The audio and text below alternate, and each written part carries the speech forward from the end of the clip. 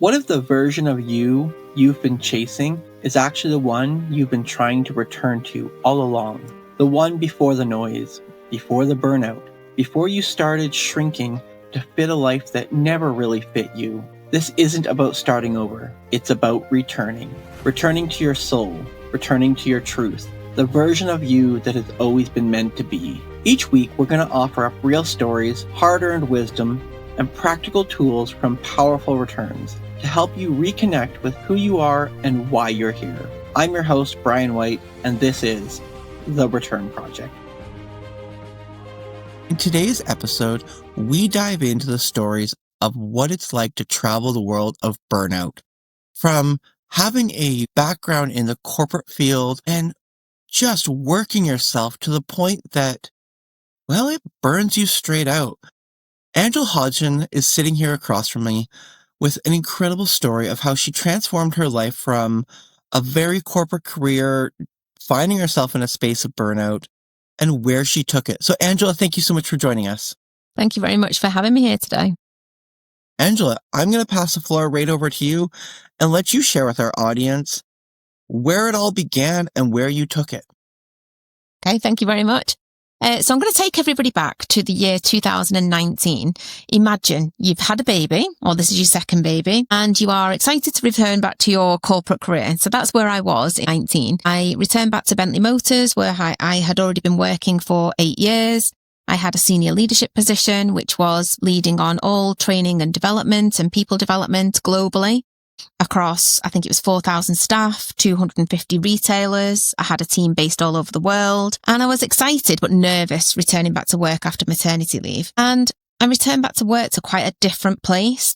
I returned back to new board members, a new line manager, new expectations, new pressure, a new strategy, a new way of working.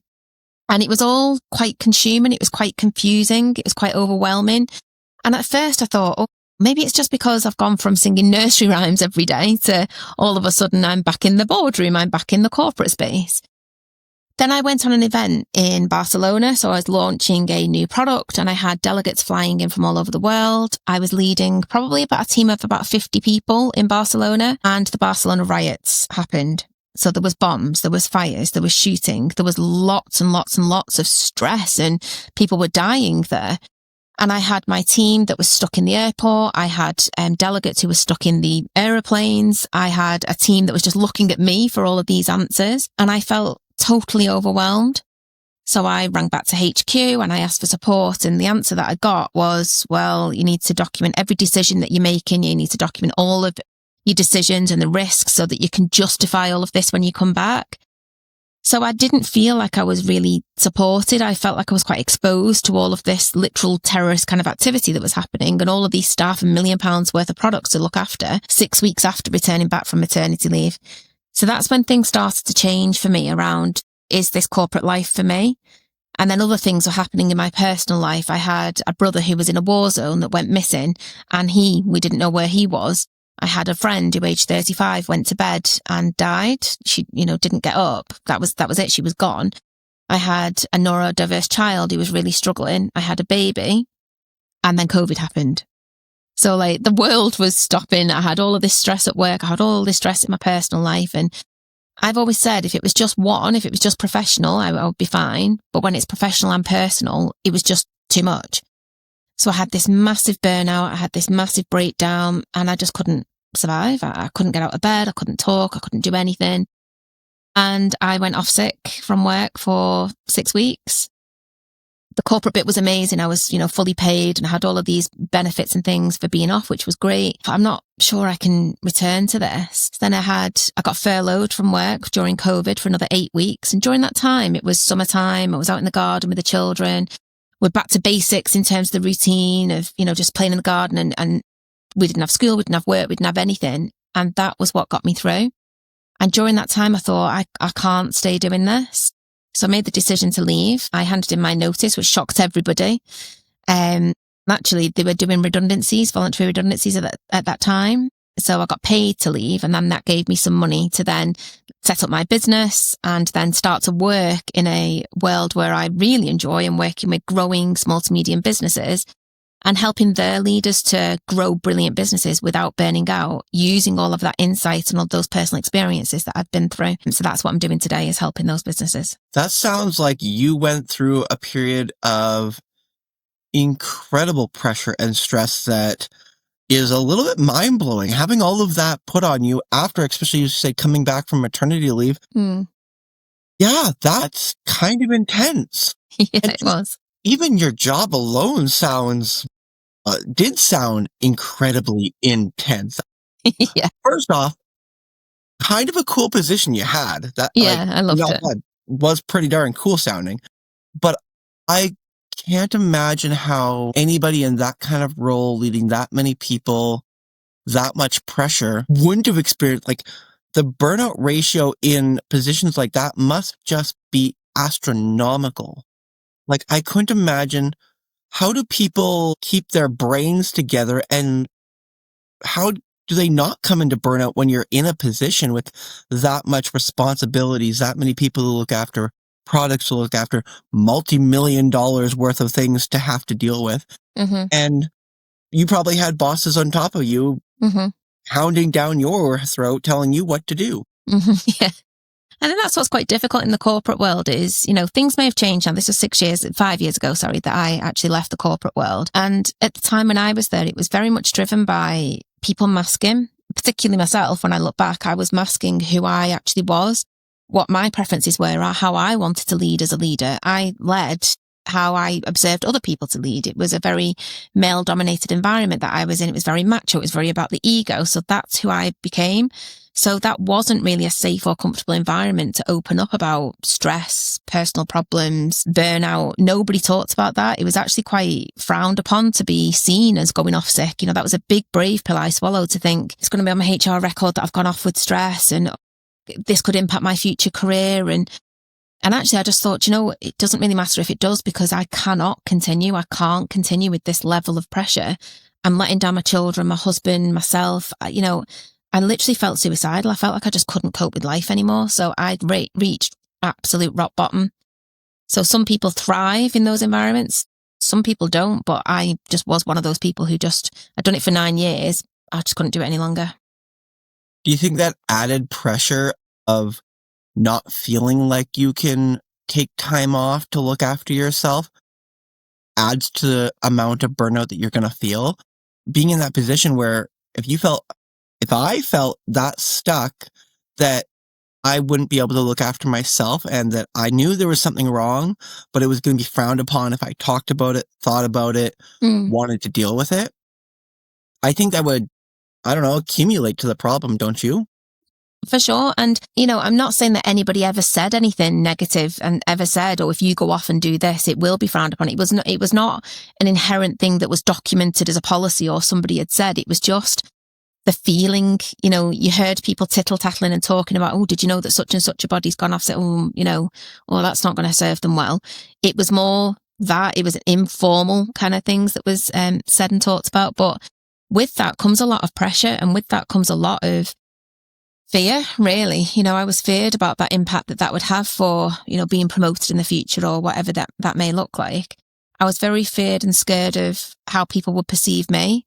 I was scared that people would perceive I was a weak leader. I was a weak person.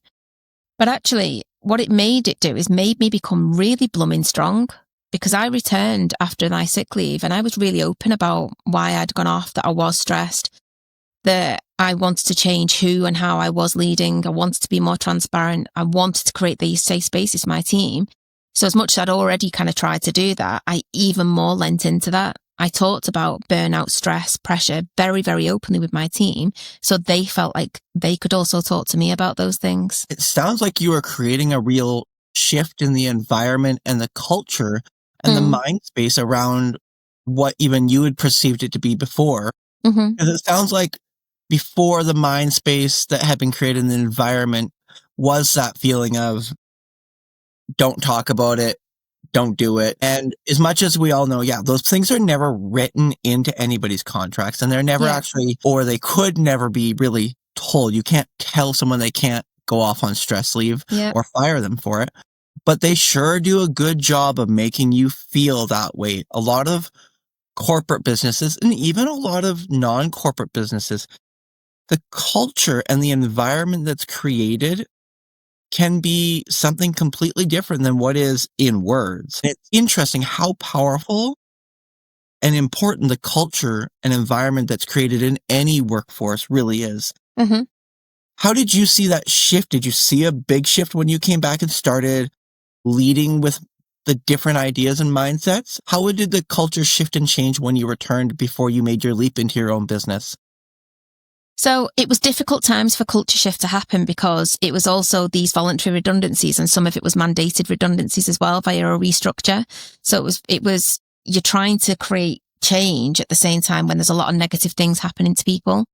Because I think it was about 17 people, something like that, from my department that were made redundant. So you could either elect to take a voluntary redundancy position, but if they didn't they aimed for 1,000. If they didn't get the 1,000, then they would mandate, and they didn't get the full 1,000. So there was some mandated pieces. So it was more around, I was kind of glad I'd made that shift and glad I'd been really open beforehand so I could support people. But it was an incredibly difficult position because they knew I'd opted for voluntary redundancy myself. So I'm making people redundant, and, they were worried that I wasn't protecting them or supporting them because I was already leaving. So I really had to work very, very hard to rebuild that trust, rebuild that credibility, that as much as I possibly could during that 3-month period of my exit, that I was doing everything I could to get them the best package, to support them in their transition, to help them write their CVs, to help them to apply for different positions and different roles, to give them recommendations, to give them coaching. So it actually became quite a different role that I was fulfilling at that point. What a position to be in.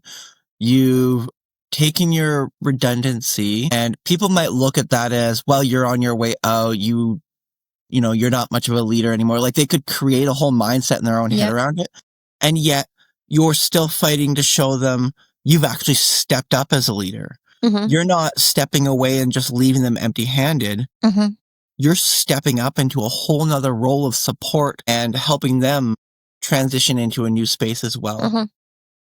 It's very fascinating how sometimes in these spaces of drastic change, and when life becomes into the unknown, as I like to put it, how we have to take those extra steps and we actually grow within our leadership. Did you find that your growth into your leadership started to open new doors and give you new ideas as it kind of transitioned you into taking on a new business? It did, for sure, because when I did make that decision to leave, as I said earlier, I was always masking who I was, what my beliefs were, what I thought I needed to say and do in certain situations. It wasn't always authentic to me. And I made that decision after I'd had that burnout that would never, ever be the case again. I will always stay authentic, true, honest, transparent. I will always create these safe spaces, and I will do my utmost to have ultimate empathy and ultimate support for people. So when I've then started my business, that is what I do for my clients. And my clients always say to me, it feels like you're inside my head. You just understand me so much. I feel so safe to tell you all this stuff. A lot of my clients cry to me about things because they haven't got anybody else who has created that environment for them to feel so completely safe and unjudged and supported. That's majorly what they lean into, because they know that when they speak to me, there's going to be some honesty. There may be some reflections back on them, that there's possibly things they could do about what they're doing themselves that could get a better outcome for themselves. Or it could be that I just help them to solutionize and come up with ideas and actions to help them get in a better position. So it's massively changed who I am and what I am, both publicly on social media and also in private conversations with clients. You spoke about coming off of maternity leave, and I'm really curious to dive into that a little bit on the aspect of your leadership and how it transformed your mindset. Do you think that having children changed the way you became a leader? So before I had my first child when I was 28, I think. And before that, it was very much about self. So thinking about, I wanted to be the one who delivered the project, done all the different tasks and activities on the project, made the decision. And when he's called Nathan, my eldest, it made me think, actually, the world isn't just about you, Angela. There's lots of other people here. And it really makes you change your perspective on life. You're no longer just thinking about you. Your first priority is thinking about your child. Therefore, your first priority in a team perspective becomes the team. So I was always putting, no matter what situation, always putting the team first, always thinking about their needs, always thinking about what can I do to elevate them, to support them. But again, I had this style that I was trying to portray based on corporate leadership. And I had this people-pleasing element of me where I was trying to put everybody else's needs first. And all that happened was I wasn't operating authentically and my needs were right at the bottom. So that whole analogy around when you're on an aeroplane and they say the person put the oxygen mask on yourself first before giving it to other people. I wasn't giving myself the oxygen mask, so I really didn't have a lot left to give to my children, to my husband, or to my team. Did you notice a shift in how you started to parent or even show up at home once you started to make these changes? Like, I'm really curious to know, how did you find that balance? Once things started to change, you made these decisions to leave, you started to change how you were leading. How did that change your home life then? My home life was already changing because during that particular time, it was COVID. So obviously everything had changed about your rules of when you can go shopping, if your children can go to school, who you can see. In England, we had things called bubbles around. You could only see 6 people and all of these different things. It was a very complex world, obviously, during COVID when this was happening. But the other element that changed my parenting was my children are neurodiverse. So at the time, my eldest, I think, was 8 or 9, maybe. And he is autistic. He's got ADHD. So my parenting style has continually had to change over the years once I've been developing more of an understanding of his brain and his differences and his needs. But again, that has made me a much better leader, because beforehand, I would lead with a lot of assumptions. I would assume through my own lens and my own perspective that I would understand why somebody had behaved in a certain way or why somebody had done something. But through him, his brain and his way of thinking is very, very different to mine. So that's really helped me to ask better questions, both at home and in the workplace. Seek first to understand before seeking to be understood, which is one of the principles from Stephen Covey. So those things work both in the workplace and at home, but that's given me such a different perspective on life that everybody does think very differently. Everybody does have different perspectives. But that very much in my leadership style has been driven through how I parent and how I've learned from my children. As much as everybody has a different perspective, and it's great to be curious, at what point do you make the decision, or do you teach people that someone has to have the final say? There has to be a point where if you've got 5 people all thinking different ways and 5 people, it's 5 different opinions, who and how does someone get to make the final decision on that? There's a couple of things that I do for that. So one is being very clear on what's the goal that we're trying to achieve. So people have different perspectives, people have different ideas, but some of those ideas are going to hit the mark more than others. So you start to whittle it down from 5 ideas to maybe 2 or 3. And then from that, it's also then about either return on investment or a business case around it. But I'm always using a tool or a framework called RACI, which is who's responsible, who's accountable, who are you consulting, and who's informed. But the accountable bit is the important one. Who is making that decision? Because it might, in my business now, it might not be me making the decision. It might be somebody within my client. It could be the managing director, the chief executive, the chief marketing officer. So who is making that decision? Because ultimately they'll listen, or I would listen to the opinions of others, but it's them who hold the accountability. It's them who would drive that forward and have that holistic view around everything. Because other people are looking at their world, which could be this small lens. The accountable person is looking at the big picture. So what's the goal? And then who's actually accountable for that decision are the 2 main things for that. When we're talking about accountability, though, at what point do you find that accountability is putting more pressure on somebody? And have you been able to, I'm going to say, foresee now the signs of burnout? Do you recognize when someone's sitting there and maybe putting that amount of extra pressure on them might be too much? Again, there's a few things around that. So first of all, I would explain and help to educate people on what does being accountable actually mean? Because again, that phrase can mean something different to different people. And what I observe in a lot of my clients is decision by committee. So nobody wants to be the person to say, yep, okay, I've made that decision, we're launching that product. They'll want to be part of a consensus, or they'll want to have their opinion heard, but they don't want to necessarily hold that position to make the ultimate decision. So a lot of it is about creating that safety that it's fine. You know, if you fail and that's the wrong thing, that's fine. We'll fast fail and we'll fast fail together because we would have considered the options. We will consider what the best path forward is. But if that path, and we're constantly monitoring it and planning it, if that path is not going right, we'll fast fail, we'll pivot. And I've got you back. I'm there side by you, and I will help you to get through this.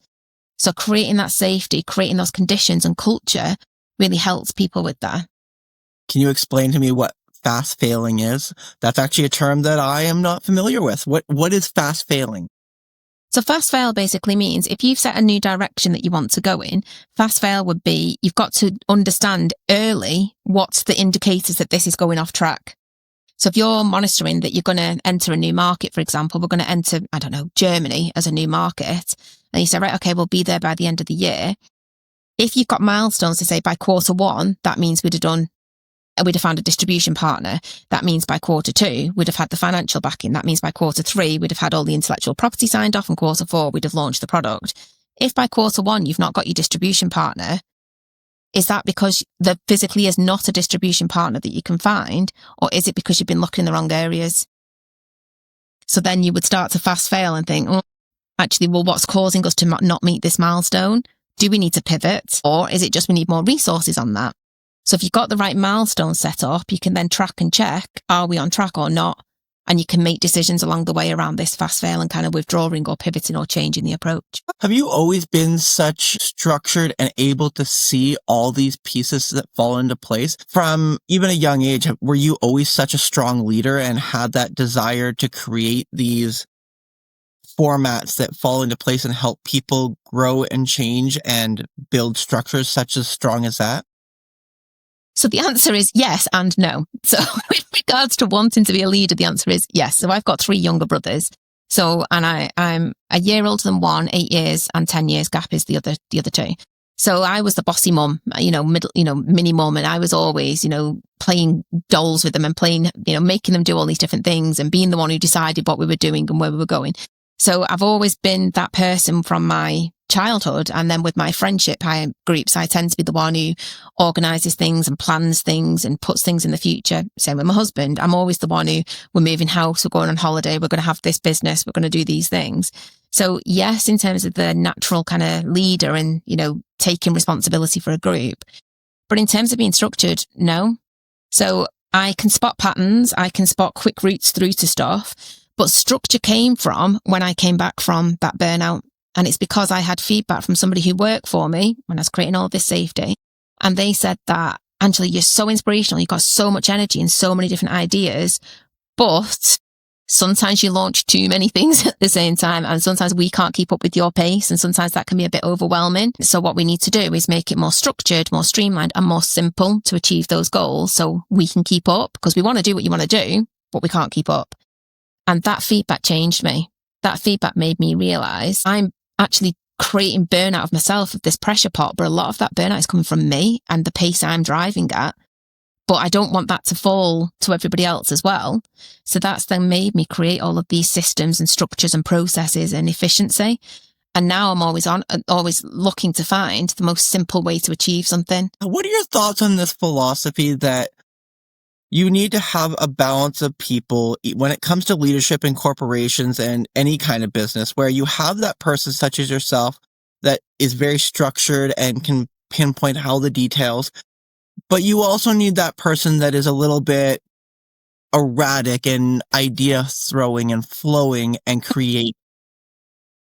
So there's a tool I use. It's a behavioural assessment tool called Belbin. I'm not sure if you've heard of that framework. Nope, you'll have to tell us more about that, but it's an amazing framework. So I've been using it for a very, very long time and I absolutely love it. So in its nutshell, it's for the, layman's terms, it would be a personality test. So it's about behaviours and your natural preferences. So I use that with my clients. So I'll help them to understand what is their preferences in the workplace. Are they more the idea person? Are they more the structured action-based person? Are they more the team and collaborator type person? But when I use those tools, I use it in 2 ways. One is a self-assessment. How do they perceive themselves? And the other is a 360. So how do other people perceive them? Because a lot of the time it doesn't line up. Why, someone might think that they're really great at ideas and then none of the team think that they are. And when you have that disconnect, that's what causes a lot of burnout, when someone's like, well, why are they not getting this? Why are they not doing these ideas? Well, have you communicated those to other people? Or are they just in your head? And it's sometimes you have to hold the mirror up to people to help them to understand, oh, yeah, I haven't actually told them, in its rawest form. But the whole principles around Belbin is around team balance. So you need to have a collection of, a winning team is a mix of action-based, people, social-based roles and thinking-based roles that come together to create a winning team. So I'll work with them to assess if they've got a natural balance of the winning team, or what are the gaps, and therefore what are we going to do to overcome those gaps? Because those gaps are going to cause you pain in the future if we don't do something about that now. Absolutely. I think it's very close to, I use the philosophy of what I call my round table. When I've looked at any business or any project that I've ever taken on, for myself, I have to be very aware of who's sitting around my round table and what people do I need at that table. Because for myself, I am very much so the creative, throw the ideas out there. Let's run with a million different things. Let's try this, try that.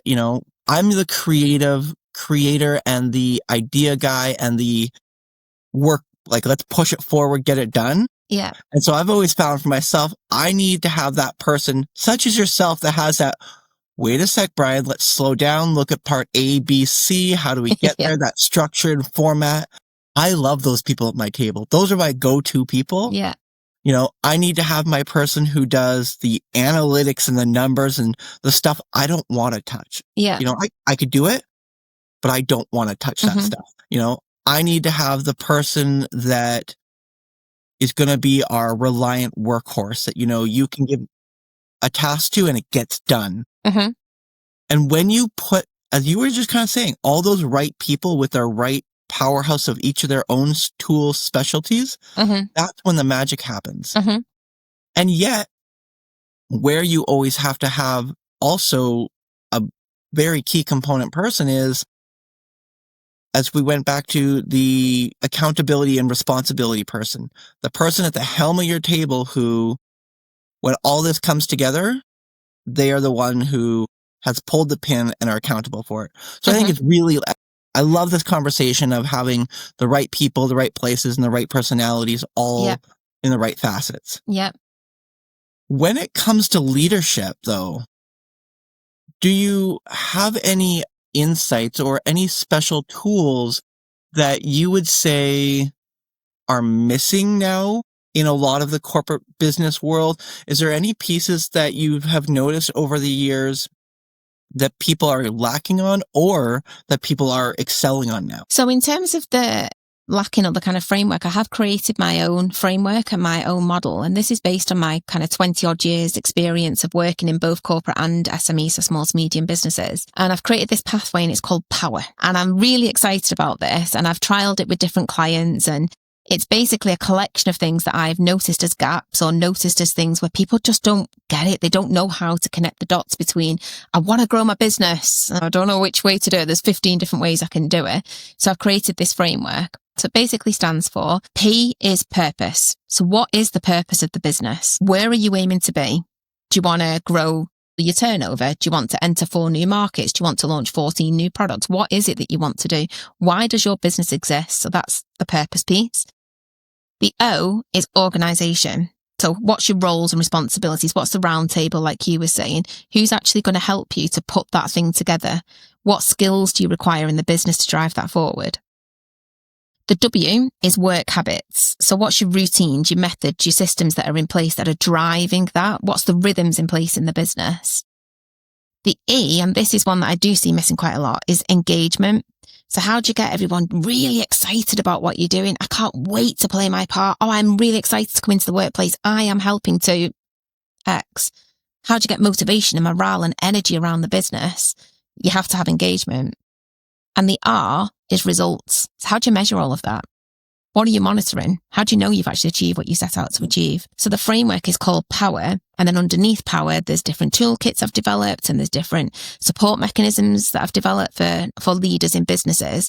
And this has all now been packaged up as a course that I'm putting out there to support lots of leaders in lots of different industries to have really practical tools to help them go from I'm confused, I don't know where I'm going, to really structured, I'm on this pathway to success. I want to pick your brain on something that in the corporate world drives me mental. This is a piece that I've personally experienced, and it's something that I just, for myself, I'm going to put it this way, for myself, drives me nuts.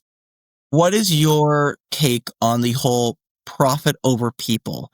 I've been in the position where in leadership roles and in the, we'll call it large scale business roles, where they look at the people as purely a number and a profit. A scenario I can give you that really bothers me a lot of the time is that you'll have these management roles and you'll have their employees under them. And if, say, the store that they're at isn't making the daily quota or the dollar amount, they start sending people home early and cutting people's shifts and or letting somebody go even because it's not. How do we find that balance, or how do we have that humanity in corporate or any kind of business where we're not treating people as numbers and we're not looking at it purely as profit anymore? I think it's something that happens in a lot of corporate businesses, and that's why a lot of people don't want to be in corporate, because they are a number. If you look in, like I was at Bentley, there was 4,000 employees in Bentley.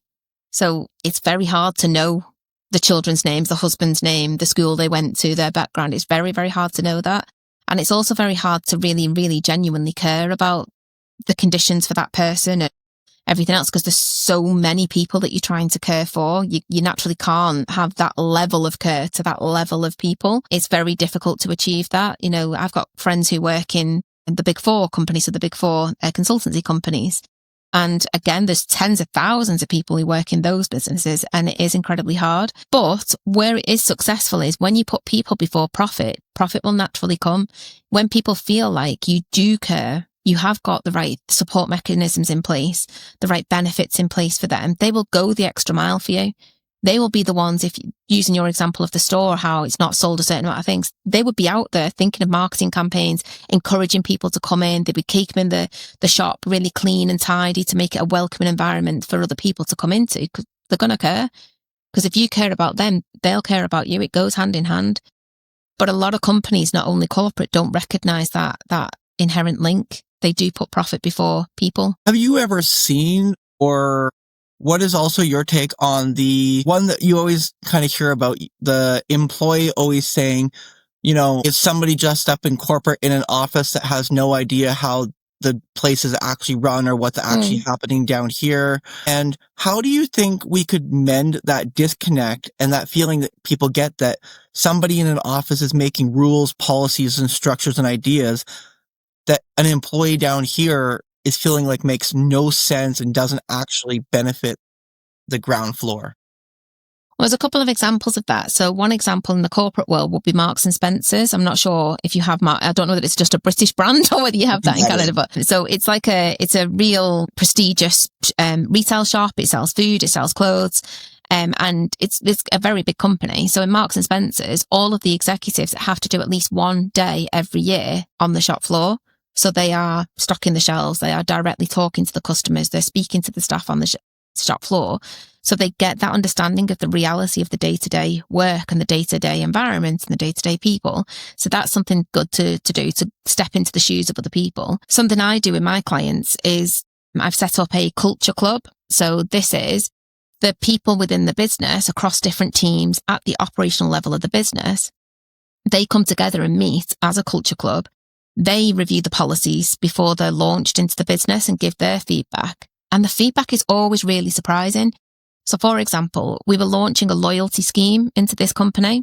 And this was for if you've been there for 10 years, 15 years or 20 years, you got I think it was a voucher for some money, some flowers, and like a bit of a speech for everybody to say, oh, you know, congratulations, Janet, you've been here for 10 years. And there was a nice card. And we thought this was amazing. You know, it's a really lovely scheme to introduce. And when we took that to the culture club, they said, but what happens for the people who had their 10-year anniversary last year? You know, they're going to be really upset that they've missed this because you're introducing it in this year. Jeanette would have only missed it by three months, and I don't think that that's fair. And that was a completely different perspective to what the leaders were thinking. They're thinking, we're investing in the people, we're going to do this lovely thing. So from their feedback, we actually then did a launch event for the loyalty scheme. And for everybody who'd had milestones, they got something.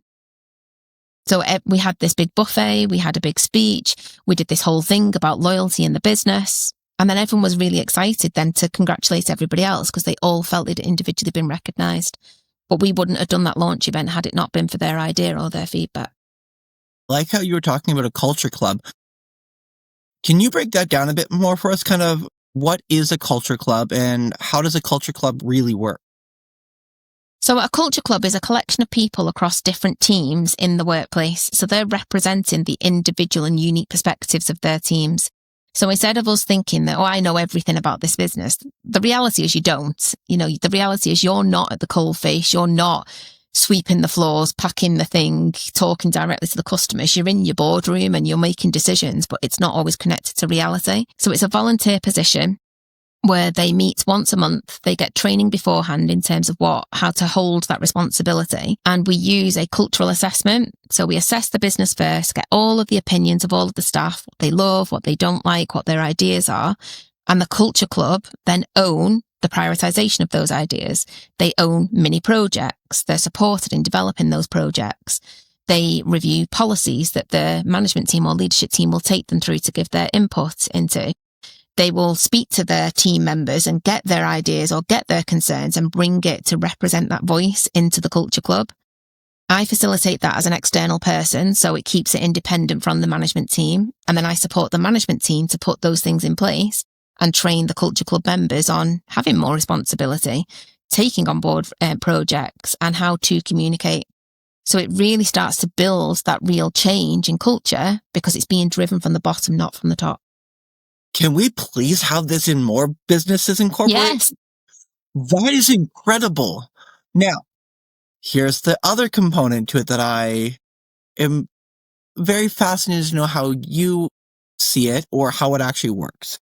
But let's talk about timelines because it's great to have all these pieces in place. You can have these culture clubs, you can have these meetings and have everybody get together or someone on the floor.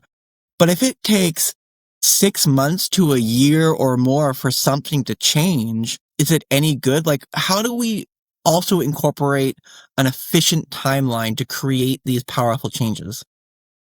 You've got to start with quick wins first. And that's why the cultural assessment is really important because that's going to tell you the hot spots that are failing in your business. It's going to say, don't touch these areas because they're fine. So that particular company that I just talked about, the hotspot was there was a lot of perception around bullying, victimization. There was a them and us culture between the management and the staff. And they felt really disconnected from all the other teams in the business. They felt like they were working in silos. They were the main problems in that business.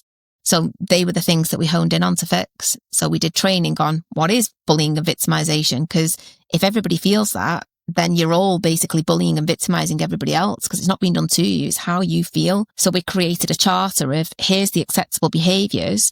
We did this big signing ceremony and I was playing, I don't know who sings it now, but R-E-S-P-E-C-T, that song was playing that, Respect, and everyone literally signed this charter to say, I commit that I'm going to operate in this way. We put social events on, so we organised barbecues, we organised a Christmas party, we organised every other month there was an event that people could go to start to break down those silos.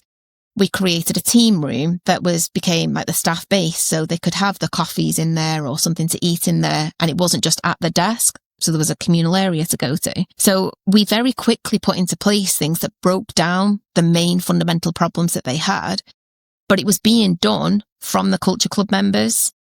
They were given a budget for socialising. They were given a budget to invest in their new social space.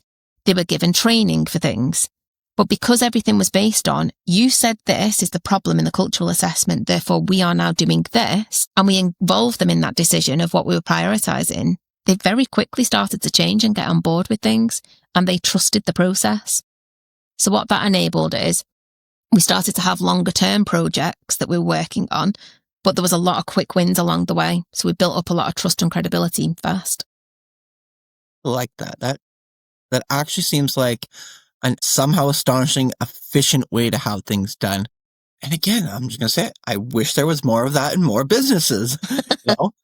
It baffles my brain how there are so many corporations out there and businesses, from small businesses to large businesses, that could benefit from learning all of these tools. And I hate to say it, but there's people out there who they get into business or they become the leaders in these corporate businesses and they just are missing such key components.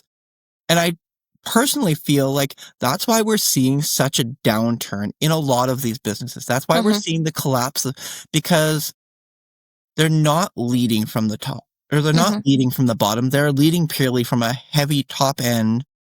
And it's eventually gets to a point where that just collapses.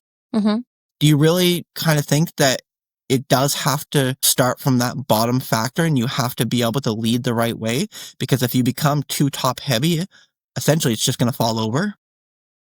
I don't think it needs to start from the bottom. I think it's incredibly difficult to start from the bottom. I think it needs to be advocated and owned from the top. So once they own the top, so with that Culture Club example, it's the owners of the business and the management team of the business who truly bought into that and wanted to try it. If they'd not bought into it, they wouldn't have invested in it. They wouldn't have given the staff time to actually participate in it. They'd have kiboshed it quite quickly. So it has to be owned from the top, as in driven and advocated, but you have to get the buy-in and momentum at the bottom. And that's the bit that can be quite hard because sometimes you get, not sometimes, a lot of the time you get a lot of resistance. Oh, we've been here before. Oh, we've always done it that way. Oh, I'm not interested. Oh, I just want to do my 9 to 5 and then go home. So trying to create that energy and that shift for change. But that's where it comes back to the cultural assessment, because when in black and white, you're giving them the results. These are the things you absolutely love about working here. And these are the things that make your day-to-day life hard and painful and give you stress on a Sunday night that you don't want to go into work tomorrow. Help us to help you to fix that. That's going to start to create a shift.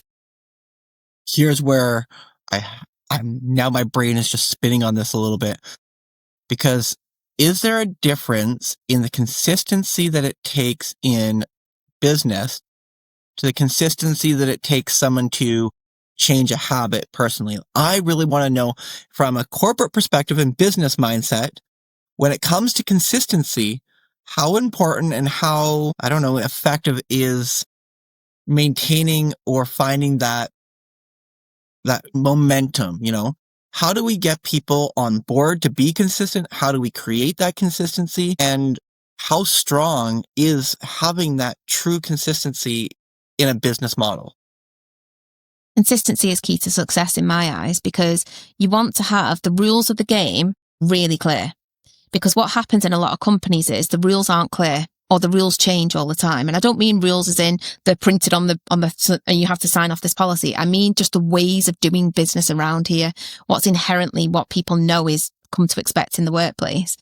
If that isn't consistent, and in one department you get this and you can go home early and it's fine, and in this one you can't and you have to stay until 5 o'clock, you're creating dynamic, you're creating imbalance, you're creating a them and us culture. You're creating a lot of confusion and you're creating a lot of frustration, and people are thinking, I'm not happy here. I don't want to stay here. So consistency across experiences in departments is really, really important. But one of the things in terms of creating that consistency is, again, creating that energy around, well, what is it we're trying to be consistent on? And what is the best route to achieve that? So again, another example is in that same company is we've now set up something called the Wheel of Fortune. So we've got a peer nomination scheme, and it happens every kind of 6 to 8 weeks, where the peers in the business nominate other people to say, you've done an outstanding job, you've gone the extra mile. And because it's peer-to-peer recognizing across different teams, and they get a spin of the wheel, and the wheel's got all different prizes on, and they get something, and there's a mix of team-based prizes and individual-based prizes, that's consistently happening. That's not being led from the managers, that's being led from the peers. Because they like that. They like that there's recognition. They like that they're part of that decision making. They like that there's a ceremony around it. They like it happens consistently. So we've got posters on the wall with QR codes. The QR code is really easy. You click on it, takes you directly to a site. You fill that in, you put the name of the person and you submit. So the process is easy. There's visual reminders around it. It's recognition based and it's of benefit to them and the business. So they're the key elements that create consistency. If you had to pick a top 5 key factors to leadership, what would your top 5 be? To be a successful leader? To be a successful leader, to be a authentic leader, to really show up in the best formats of personal leadership and in ways that are going to create the most change and effectiveness. If you had to pick, I know there's thousands out there, but what are your top 5? First one will be listening. And it's for all the reasons that I mentioned earlier. You can't just assume that you know everything and you know best. You have to listen to the perspectives, the needs, the wants, the concerns, the ideas of your team. They have to feel heard. So listening would be the first one. The second one would be you've got to be inspirational. So it doesn't matter if you're not the idea guy, like you were saying before that you are. You might not be the idea guy, but you have to be able to storytell. You have to be able to create energy and momentum in the business, because if you can't, who will? Collaboration would be the third one, so that you are driving teams to work together, helping teams and setting up those conditions for successful change in the business. So collaboration. I'd also have around efficiency. So knowing, those action points to take, because if you can't think efficiently, yes, you might not be the best person at doing something efficiently, but you need to try and learn those skills, because if you can't think efficiently, you kind of might be creating a lot of waste in your business, not only in terms of resources, in terms of finances, in terms of time, in terms of burnout, because if you don't have the quick paths or the best paths or the structured paths to achieve something, you can be going round and round and round and round and round in circles and actually not really achieving a lot. And let me just think for a moment about what would have as the last one, because I've got quite a few in my head. I want to try and whittle it down to what I think would be the best one. I think that the last one, I'm going to say 2. I'm going to choose it as 6 and kind of split them together. Would be respect and empowerment. So respecting the talents of other people in the business. You don't have to know it all. You don't have to be the best finance person, marketing person, purchase person. You need to empower and trust the people beneath you, that you recruited them for a reason and they are very talented at their job. So empower them, respect them and trust them, so you can work on the business and the future direction, and you can empower your team beneath you to get the job done. So that would be my top 5. I love that last piece, because it seems to be something that happens almost too easily. And sometimes I think people don't even realize that they let their ego and they let their big-headedness sometimes get to them.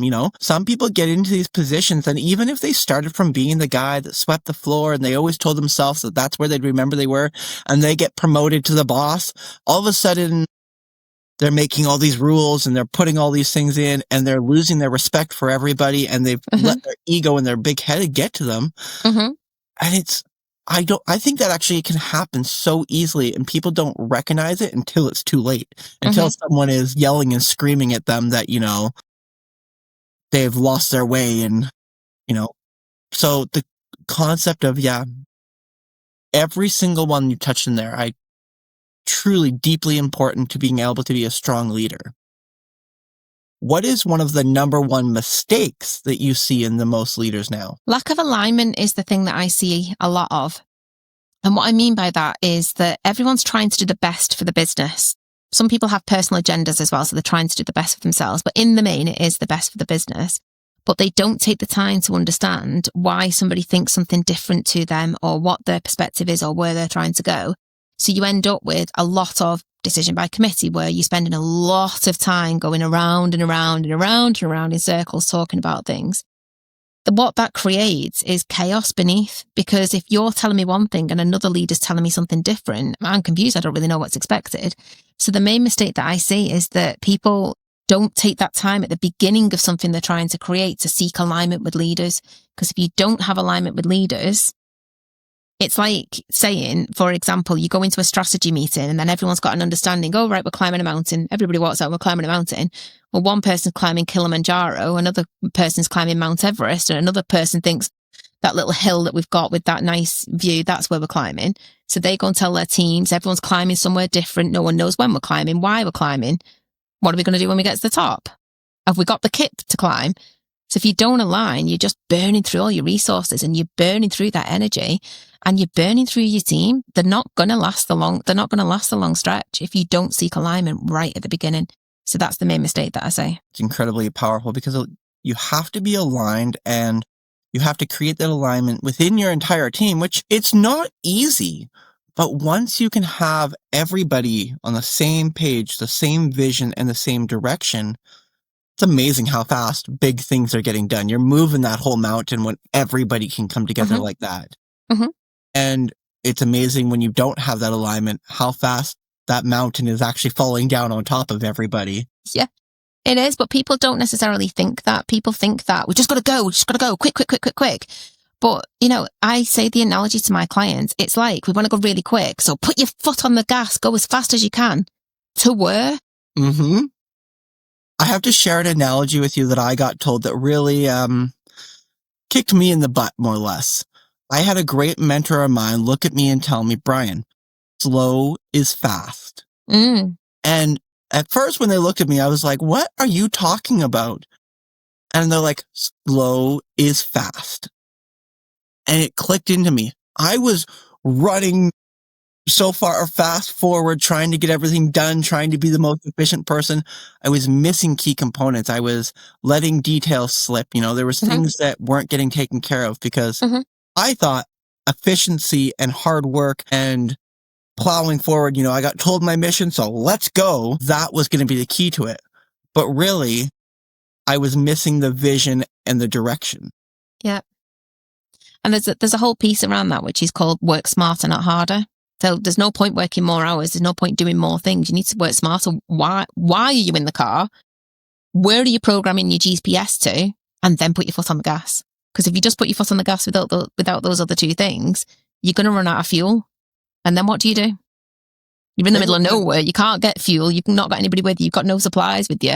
And you don't know why you was in the car in the first place. So then you're just thoroughly annoyed.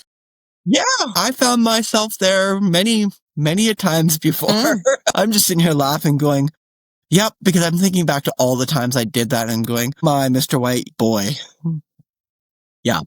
Now I can laugh about it and I look back at it and go, but I can relate to it. How many times I found myself frustrated and angry because I got in the car and put my foot on the gas and ended up somewhere going, well, this isn't where we were supposed to be, or how did we get here? Uh-oh. Yeah. Going forward here, how do you see the business now that you've created evolving? And what are some of the pieces that you're taking this in a new direction, or what's the growth going forward look like for you? So I'm very privileged that I get to work with clients from different industries, which is my key thing that I absolutely love. So obviously I had a big career in automotive and now I work with clients from science, from artificial intelligence, in manufacturing, lots of different industries. So that's where I want to evolve, is starting to connect different industries together.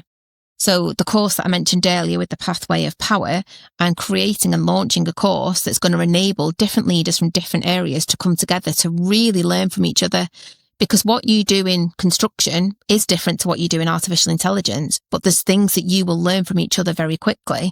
Because that's what's made me become very successful and very well-rounded, is I've got insight to all these different industries, so I can fix problems really quickly because I've fixed it in a completely different industry, or they've given me that insight and I've passed that on to others. So that's where I see it growing, is not just working deeply with clients, which is what I do now through executive coaching and through consultancy, but connecting and creating communities of positive business change and positive business growth. That sounds really cool, actually. And you'd be one of those people where I absolutely would want you at my round table, and you'd be a key factor to making any business you probably put your hands into run on a top tier level. This seems like a really great place to bring our conversation full circle. And at the end of every one of my podcasts, I like to pose a really deep, powerful question. And I'm very intrigued to see where you take this one from, even a business perspective. Yet the question I pose is, what is your definition of truly living your best life? Freedom. So my quick answer would be freedom. And what I mean by freedom is freedom to make my own decisions, freedom to take my life in the direction that I want to, freedom to spend time with my children, and freedom to create something that gives me ultimate joy and ultimate excitement. Because if I'm bound by rigidity, if I'm bound by rules, or if I'm bound by a corporate role, I don't have freedom. Whereas I've got my own business, I've got my own home, I've got a wonderful husband, I've got 2 wonderful children, and I'm creating freedom not only for myself, but enabling others to create freedom for themselves as well through this power program that I'm launching, and also through the consultancy that I offer. I want to help businesses create brilliance without burnout. And that's what is important to me, freedom. Freedom is I think, the ultimate goal. That is my ultimate goal, to create those choices and freedom and abilities in my life. And I can just tell that you are probably and very definitely helping many other people, businesses, corporations do just that. I could pick your brain for hours on business. We could go down a multitude of different rabbit trails on leadership and business, but I feel best we'll wrap this up here for today. We can dive into more leadership conversations down the road. So, Angela, thank you so much for joining us. This has been an incredible conversation. Can I just add one quick thing for your listeners? Absolutely. Because what I want to do is I've created a little freebie, a little free gift for the listeners. Because if there's anything that I've said where you thought, oh, actually, that's quite interesting. Oh, I wonder where I stand on that. I've created a little quiz. So you can do a quiz. I'll give the link to Brian to put in the show notes. And what that will give you the opportunity to do is to assess, are you burnt out or are you brilliant? Is your business burnt out? Is your business brilliant? It will give you a score, and it will also come with a free pack called the Business Brilliance Blueprint. And within that, there's lots of insights and tips and very practical things that will help you build brilliance, not only in yourself, your team, but also in your business. I can't wait to get that link. I want to now do it because am I burnt out or am I brilliant? Yeah. I can't wait to find out. That's going to be incredible. I can't wait to share that with the audience. There's probably going to be millions of people that are going to want to jump onto that and give that link a go. Perfect. Angela, thank you so much for everything. It's been a pleasure. Thank you so much. I've really enjoyed being here today. Thanks a lot. That's a wrap on today's episode. A heartfelt thank you to our guests for showing up with honesty, depth, and wisdom. And thank you for listening in. I hope something in this conversation stirred something in you, a memory, a reminder, or maybe even a return to a part of yourself that's been waiting. If you enjoyed this episode, can I ask a quick 30-second favor? Share it with someone you know, someone who might need to hear this message too.